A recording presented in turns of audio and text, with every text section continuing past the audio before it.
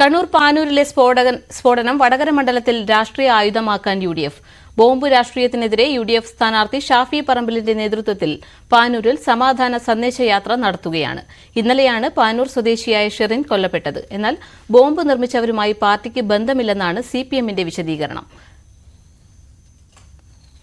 MS Aneesh Kumar Kozhikode നിന്ന് ചേരും. Aneesh, പാനൂരിലെ സ്ഫോടനങ്ങളിൽ CPMനെ പ്രതിരോധത്തിലാവുകയാണ്. UDF അടക്കമുള്ള മുന്നണികൾ ഇത് രാഷ്ട്രീയ ആയുധവുമാക്കുന്നു. എങ്ങനെ പ്രതിരോധിക്കും പാർട്ടി? പാർവതി, നേരത്തെ തന്നെ വടകര തെരഞ്ഞെടുപ്പിൽ അക്രമ രാഷ്ട്രീയം ഒരു പ്രധാന ചർച്ചാ വിഷയമാക്കും എന്ന് പറഞ്ഞു തന്നെയാണ് UDF സ്ഥാനാർത്ഥി ഷാഫി പറമ്പിൽ രംഗത്തെത്തിയത്.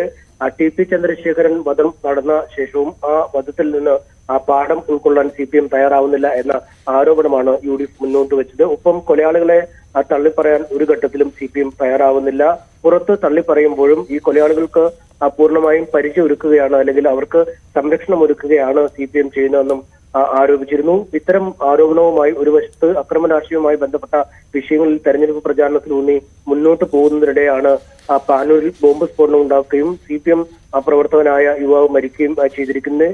ഈ സംഭവത്തിന് പിന്നിൽ എന്താണ് എന്നതിനെ കുറിച്ച് കൃത്യമായ അന്വേഷണം നടത്തണമെന്നാണ് UDF ആവശ്യപ്പെടുന്നത്. കാരണം പാനൂർ മേഖലയിൽ കൂത്തുപറമ്പ് മണ്ഡലത്തിന്റെ കീഴിൽ വരുന്ന സ്ഥലമാണ്. ഈ മേഖലകളിൽ സ്ഥാനാർത്ഥി പര്യടനം വരാനിരിക്കെയാണ് ഇത്തരമൊരു ബോംബ് സ്ഫോടനം നടക്കുന്നത്, അല്ലെങ്കിൽ ബോംബ് നിർമ്മാണത്തിനിടയിൽ ഈ ഷെറിൻ എന്ന യുവാവ് മരിക്കുകയും ചെയ്യുന്നത്. അതുകൊണ്ട് എന്ത് ആവശ്യത്തിന് വേണ്ടിയാണ് ഈ ബോംബ് ഉണ്ടാക്കിയത്?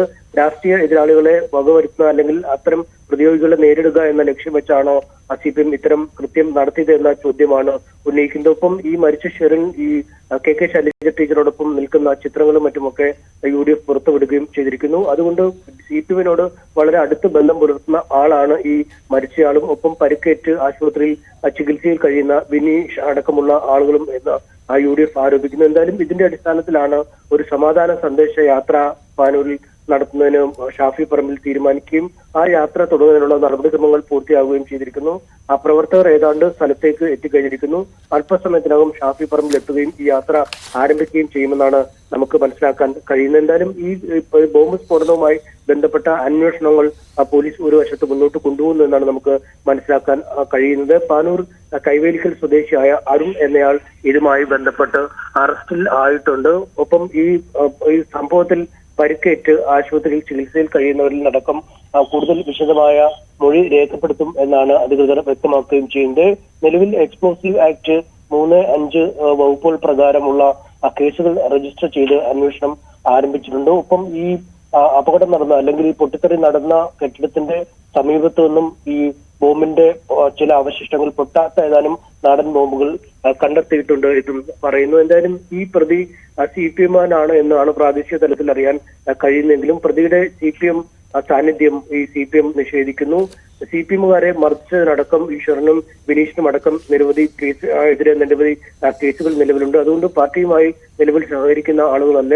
സമൂഹ മാധ്യമങ്ങളിൽ സ്ഥാനാർത്ഥിയുടെയോ അല്ലെങ്കിൽ ഇടതുമുന്നണിയുടെയോ CPMന്റെയോ കാര്യങ്ങൾ പ്രസിദ്ധീകരിക്കുന്നവരെല്ലാവരും CPM പ്രവർത്തകർ അല്ല എന്നും അവർ പറയുന്നു. എന്തായാലും വലിയ ക്ഷീണമാണ് തെരഞ്ഞെടുപ്പ് പ്രചാരണം ഒരു പ്രത്യേക ഘട്ടത്തിലേക്ക് നീങ്ങുമ്പോൾ ഈ സ്ഫോടനവുമായി ബന്ധപ്പെട്ട് CPMന് ഉണ്ടായിരിക്കുന്നത് എന്ന് തന്നെ പറയേണ്ടി വരും. കണ്ണൂരിലെയും കോഴിക്കോട്ടെയും പ്രാദേശിക നേതൃത്വങ്ങൾ, അല്ലെങ്കിൽ ജില്ലാ നേതൃത്വങ്ങളൊക്കെ ഇതിനകം തന്നെ CPMനെതിരെയും സ്ഥാനാർത്ഥിക്കെതിരെയും ഈ വിഷയവുമായി ബന്ധപ്പെട്ട് രംഗത്തെത്തി കഴിഞ്ഞിരിക്കുന്നു. അപ്രതീക്ഷിതമായി തെരഞ്ഞെടുപ്പ് പ്രചാരണ രംഗത്ത് ലഭിച്ച ഒരു ആയുധമെന്ന് തന്നെ വേണമെങ്കിൽ UDFനെ സ്ഫോടനത്തെ തുടർന്നുണ്ടായ മരണത്തെ നമുക്ക് കരുതേണ്ടി വരും. അത് കൃത്യമായി തന്നെ മുതലെടുക്കാൻ, അല്ലെങ്കിൽ ആ വിഷയത്തിൽ ഊന്നി അക്രമ രാഷ്ട്രീയം വീണ്ടും വടകര മണ്ഡലത്തിൽ ചർച്ചയാക്കാൻ തന്നെയാണ് കോൺഗ്രസിന്റെയും UDFന്റെയും തീരുമാനം. പാർവതി, ശരി. പാനൂരിലെ സ്ഫോടനം തെരഞ്ഞെടുപ്പിൽ ആയുധമാക്കുകയാണ് പ്രതിപക്ഷം.